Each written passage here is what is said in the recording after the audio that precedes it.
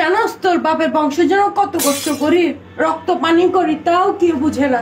তুইও বুঝিস না, তোর বাপও বুঝে না। কিন্তু আব্বু না তোমার খালতো ভাই।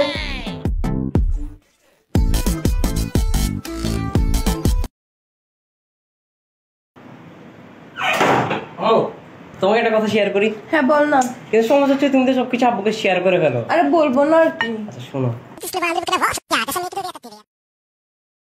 এই মুশফিকের মা এক গ্লাস পানি দাও তো। জানো আজ কি গেছে? মুশফিক না স্কুলে একটা মেয়ে পড়াইছে।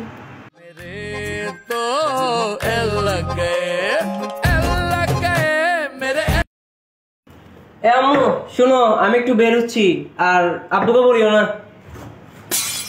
ঠিক আছে।